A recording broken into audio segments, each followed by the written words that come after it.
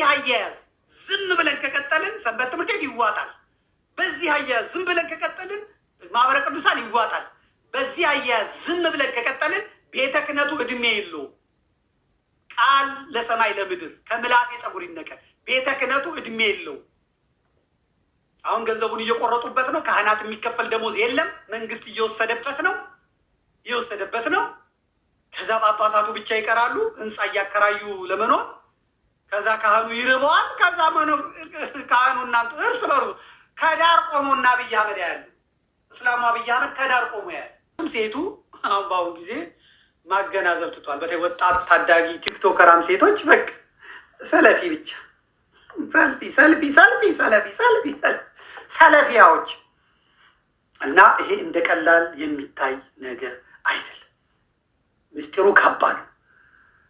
እንደገናም ደግሞ አሁን ያ ፓስተር አመራ አሸብር ምን የሚል ነገር አብቷል። እሷን ሰምተናት እንምጣ። ፔንቴ ናት፣ ሰምተናት እንምጣ። የአዋፋት ዘማሪ ናት፣ ማተብ የላት። እሺ እናቴ ቀጥይ እስኪ። እኔ የፕሮቴስታንት እምነት ተከታይ ቢሆንም ትናንትና በተደረገው የአእላፋት ዝማሬ አብሬያቸው ተገኝቻለሁ። ጉዞ መነሻችን ቢሾፍቱ ውስጥ ነበረ። እዚህ ጋር እንደምትመለከቷቸው መኪና ውስጥ እናም የማውቀው መዝሙር ነበርና አብሬያቸው ነበር ደስ የሚለው። እዚህ ጋር ደግሞ መግቢያ ነበር፣ ደርሰን እየገባን ነበረ። እዚህ ጋር ደግሞ ፍተሻ ነበረ። ጥቁር ልብስ የለበሰ መግባት አይቻልም እና ምን ተብሎ ትንሽ ደስ ይል ነበር። ብቻ ፍተሻ ነበር፣ በጣም ረጅም ሰዓት። ጥቁር የለበሰ አይገባም ብሎ ፍተሻ ነበር። ደስ ይል ነበር። እንግዲህ እየገባን የነበረው ኳርታው ሴቶች ላይ ብቻ ወንዶች ላይ ብቻ ነበረ ስሙን የነበረው። እዚህ ጋር ገባና ሬዲ መሽቷል እና ደግሞ ቁጭ ብያለሁ። መዝሙር ተጀምሯል። በቃ ልከምንና ቁጭ አልኩኝ።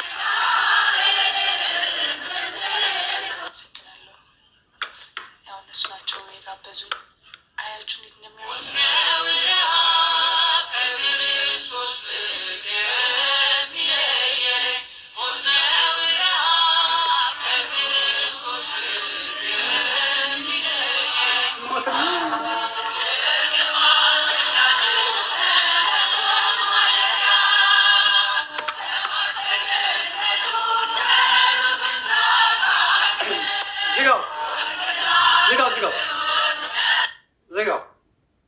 መፋታት የለም፣ መላቀቅ የለም። መላቀቅ የሚባል ነገር የለም። ከዛ በኋላ አክፍሎት የለም አለ ሊቀ ሊቃውንቱ። ጋድ የለውም አለ እንትን የለውም አለ የጎጃሙ ሊቀ ሊቃውንቱ ማለት ስማ እኮ ነው የለም አለ። ከዛ እስቲ ተመልከት እንግዲህ እናቴ በቃ ግሩም ድንቅ ነህ አምላኬ፣ ግሩም ድንቅ ነህ፣ ግሩም ድንቅ ነህ ጌታዬ፣ ግሩም ድንቅ ነህ። ሰው የጣለውን ከምድር ከፍ ታደርጋለህ፣ የተረሳውን አምላኬ ታስታውሳለህ። ግሩም ድንቅ ነህ አምላኬ፣ ግሩም ድንቅ ነህ፣ ግሩም ድንቅ ነህ ጌታዬ፣ ግሩም ድንቅ ነህ። የተረሳውን ያስታውሳል። ግሩም ድንቅ ነው። የፍስክ ነው ይላታል። አንድ ቪዲዮ አለ። የፍስክ ነው ይላታል። ምን እንዳለችው አላውቅም። በጣም ይጣፍጣል ነው የሚላት። ይሄ ነው ክራሱ ማለት። እዛ ቤተክርስቲያን ኧረ ዲያቆናችሁ ዘንድሮ አልመጡ እነሱ ግሩም ድንቅ ነህ አምላኬ፣ ግሩም ድንቅ ነህ። ኧረ ሰንበት ትምህርት ቤቱ ተዘግቷል። ምን ሆነው ነው? እነሱ እዛ ምድር ቤት መኪና ማቆሚያ ቤት ግሩም ድንቅ ነህ፣ ካልጫው ግሩም ድንቅ ነህ። አዲስ ባህል ነው፣ አዲስ በዓል ነው፣ አዲስ ስርዓት ነው። ተበልተሃል። ወደድክም ጠላህም ተበልተሃል። ቤተ ክርስቲያን የራሷ የህፃናት ክፍል አላት። ቤተ ክርስቲያን የራሷ የወጣቶች ክፍል አላት። ቤተ ክርስቲያን የራሷ የአዋቂዎች ክፍል አላት። ቤተ ክርስቲያን የራሷ ስርዓት አላት። በገዛ እጇ ነጥቃ ለሄኖክ ሰጥተዋለች። ሄኖክ ወስዶ ጊዮን ሆቴል እየለቀለቀል አለቀ እየገረፈ አምጣ እያለ በገንዘብ ያስቀምጣል። ከቤተ ክርስቲያን የመነጠል የማውጣት ስራው ቀዶ ጥገናው በደንብ እየተካሄደ ነው። ቤተክርስቲያን ሰንበት ትምህርት ቤት የላቸውም? ይሁላ አላቸው። ሰንበት ትምህርት ቤትን ማሳደግ ነው ወይስ ከቤተክርስቲያን አውጥቶ ሰዎችን መለየት? በእውነት ሰንበት ትምህርት ቤት የነበራችሁ፣ ሰንበት ትምህርት ቤት ያደጋችሁ፣ ከሰንበት ትምህርት ቤት የራቃችሁ ተመለሱና እንደምንም አስተካክሉ። ሰንበት ትምህርት ቤትን የምትወዱ፣ በሰንበት ትምህርት ቤት የተባረካችሁ፣ በሰንበት ትምህርት ቤት የተገለገላችሁ ጥሬን ሰምታችሁ ተመለሱና ሰንበት ትምህርት ቤቶቻችሁን ታደጉ። ሄኖክ ኃይሌ ነጥቋቸዋል። አሁን የምስራቅ ቅዱሳንን የካቶሊክ ቅዱሳንን የሚያደንቅ ሰው መጥቷል። እነ ሄኖክ እኮ ጨካኞች ናቸው።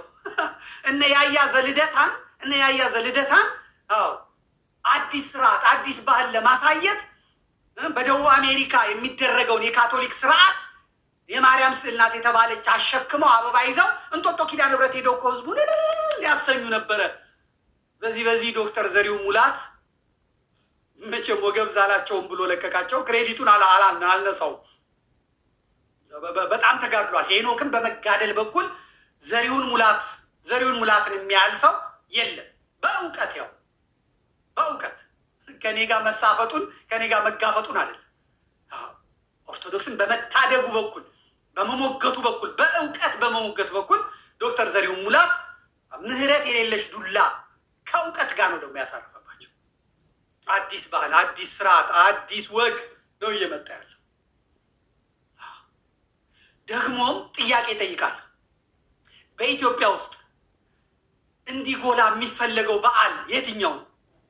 አበይት በዓላቱ እንዳሉ ሆነው ልደት፣ ጥምቀት ምን እንዳሉ ሆነው ኢትዮጵያውያን ግን በድህነት የመዳናቸው ምልክት አድርገው የሚያከብሩት የትኛውን በዓል ነው? ንገሩ። አሁን ገጠር ብትሄዱ ልደት ነው ትንሣኤ ነው? ንገሩ። ልደት ነው ትንሣኤ ነው? ጥምቀት ነው ትንሣኤ ነው? ንገሩ። የኢትዮጵያ ቤተክርስቲያን የልደትን በዓል እንደዚህ አርቲስቲክ አድርጎ የማክበር የኢትዮጵያ ቤተክርስቲያን ነው እንዴ? ነው ወይ?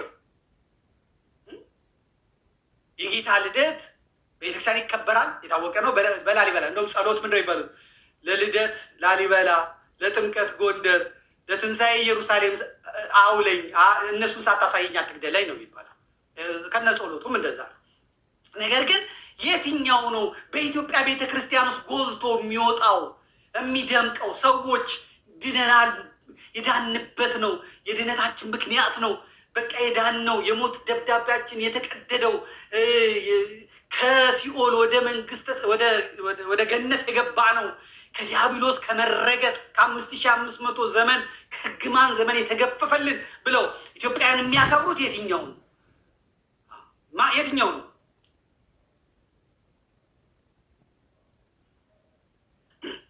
የአሜሪካን ባንዲራ ያደረገ ጂኦቢ የሚባል ጆብ ባይደን ይሁን እንግዲህ አላውቅም፣ ተናካሽ ውሻ እያለኝ ነው።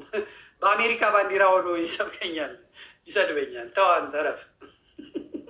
ስለ ኢትዮጵያ ነው እያወራ ያለሁት። አንተ ስለ ቬንዙዌላ ስለ ምናምን አውራ። እኔ አሁን ስለ ኢትዮጵያ ነው እያወራ ያለሁት። ምን አገባ? ይመለከታል። ይኸው እንትን አርጊለት፣ ፒን አርጊለት፣ እህታችን ፒን አርጊለት። ተናካሽ ውሻ የሚለኝን ይዩት ሰዎች። ፒን አርጊው፣ አምጪው ላይ አምጪና እንትን ቢሆን ፋሲካ ነው፣ ትንሣኤ ነው። እነ ሄኖክ ስራቸውን ተቀብለው መጥተው ማጉላት የፈለጉት ምንድን ነው? ልደትን ነው፣ ክሪስመስን ነው። የልደት በዓል ደግሞ በየትኛውም ቦታ ላይ እንዲህ አይነት ኮንሰርት ይዘጋጃል፣ በምዕራባውያን ዘንድ ማለት ነው። ኢትዮጵያውያን እናቶች ነጭ ለብሰው፣ ኢትዮጵያውያን አባቶች ነጭ ለብሰው ሳምንቱን በስግደት ወሩን በጾም ሕማማትን በለቅሶ በእንባ ጨው የሌለበት ምግብ በልተው ከሐሙስ ጀምረው አክፍለው ከአርብ ጀምረው አክፍለው ቅዳሜ ስዑርን በጸሎት በመውደቅ ውለው ሌሊት ክርስቶስ ተንሳ እሙታን በዐቢይ ኃይል ወሥልጣን እያሉ አሰሮ ለሰይጣን አግዓዞ ለአዳም ሰላም ይእዜሰ ኮነ ፍስሐ ወሰላም እያሉ ተቃቅፈው ክርስቶስ ተነሳ ብለው የሚያውጁት የድህነታቸው ምልክት የሚያደርጉት የትንሣኤ በዓል። እነዚህ ሊያለማምዱን የፈለጉት ሌላ ነገር። ይህም ደግሞ አሁን ምን ብለዋል? ዋዜማ እናከብራለን ብለዋል። ይህም ትክክል አይደለም። ለምነው ትክክል የማይሆነው? እነሱ የሚዘምሩት የልደት መዝሙር ብቻ ነው አይደለ? እንደውም አእመር አሸብር ምን ብሏል? ቀደም በሚሉት ሳምንታት በኖላዊ አሁን ስንመለከተው ለቅዳሴም ለምንም አልደረስንም፣ እንደ በኖላዊ ብናከብረው ከአንድ ሳምንት በፊት ኮንሰርቱ ቢካሄድ ብሏል። ብሎ ነገር የለም። ለምን? ከዛ ገና ጌታ ሳይወለድ ተወለደ፣ ጌታ ተወለደ።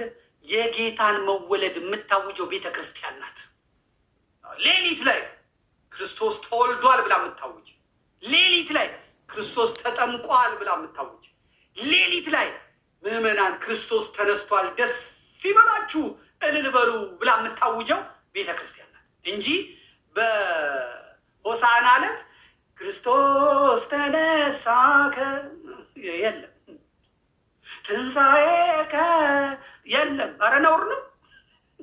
የሕማማት ዕለት ቅዳሜ ስዑር ዕለት እንኳን ጠዋት ተነስተህ ክርስቶስ ተነስ የለም። የክርስቶስን መነሳት፣ መወለድ፣ መጠመቅ የምታውጀው ቤተ ክርስቲያን ናት እንጂ ነጃት አይደለም። ነጃት ነው ምንድን ነው? ይጃት አይደለም። አይቻልም። ትክክል አይደል? አንዳንድ ሰዎች አሁን አስተያየት እየሰጡ ነው። ልጁን መግፋት ጥሩ አይደለም፣ ለቤተ ክርስቲያን ልስራ ብሎ ሲመጣ ተረባርቦ ሃይማኖቱን እንዲለውጥ ምናምን ማንም አላለም። እጠይቃለሁ አሁንም ሄኖክ ኃይሌ ኦርቶዶክስ ከመሆኑ አሁን መምህር ተብሎ ማህበረ ቅዱሳን ገብቶ ፕሮሞሽን ተሰርቶለት የኦርቶዶክስ ተጠያቂ ሊቅ ከመሆኑ በፊት ሃይማኖቱ ምን ነበረ? አምጡልኝ። ሃይማኖቱ ምን ነበር? የየትኛው ቸርች ነበር የሚያገለግለው? ስንት ሃይማኖት ነው የቀየረው? ይኸው እየጠየኩ ነው። እናንተ የምታውቁት አሁን ነው። አምጥቼዋለሁ በይፋ። ዘመድኩን በቀለ ይሄም ብሏል። የት ቸርች ውስጥ ነበረ? ጴንጤዎቹ እየጻፉለት ነው። እና በቃ የክርስቶስ መዳን ገብተዋል አያሰሩህም እና ብለው እየጻፉለት ነው። እኔ እየጠየኩ ነው። የት ነበረ? አወጣዋለሁ፣ አፈነደዋለሁ። ይናገረው፣ እሱ ይናገረው። እየመጣችሁ አንዳንድ ዘመዶቹም የሚናገሩትን እሰማለሁ። አዎ እርግጥ እዚህ ነበረ። በልጅነቱ በችግር ምክንያት ሃይማኖቱን እዚህ ቀይሯል። አሁን ግን ከተመለሰ በኋላ እና ኦርቶዶክስ ከሆነ በኋላ እንደዚህ ሲያገለግል ምቀኝነት ነው ይሄ ምናምን የሚለዋል። ይንገረን። እኔ አውቃለሁ። ይንገረን። ችግር የት እንደከተተ አውቃለሁ።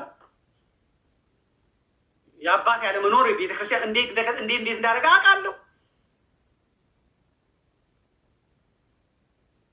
እንዴት እንደተሰቃየ በማጣት አውቃለሁ። ዝም ብዬ አይደለም የምናገረው።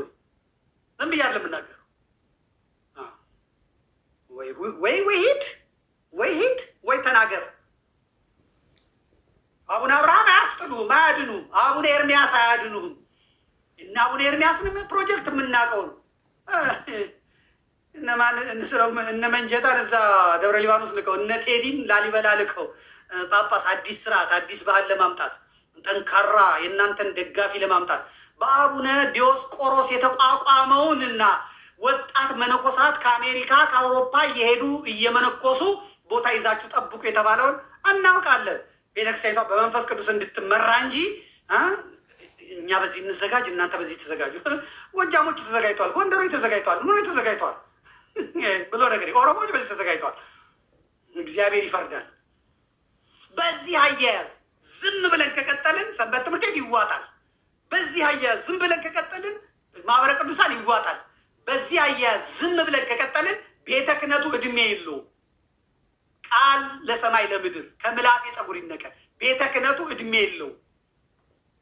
አሁን ገንዘቡን እየቆረጡበት ነው። ካህናት የሚከፈል ደሞዝ የለም። መንግስት እየወሰደበት ነው። ከዛ ጳጳሳቱ ብቻ ይቀራሉ ህንፃ እያከራዩ ለመኖር።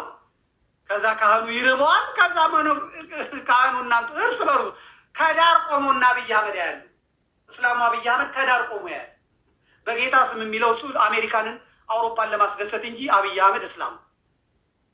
ይህንን ወቅ ይህም በደንብ አስቡርበት። የምናገረው ነገር ይመራል። አዎ ይመራል። ዋጠው ጋጠው።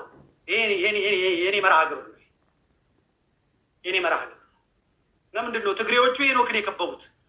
ለምንድን ነው ጎጃሞቹ የከበቡት? በተለየ መልኩ ማለት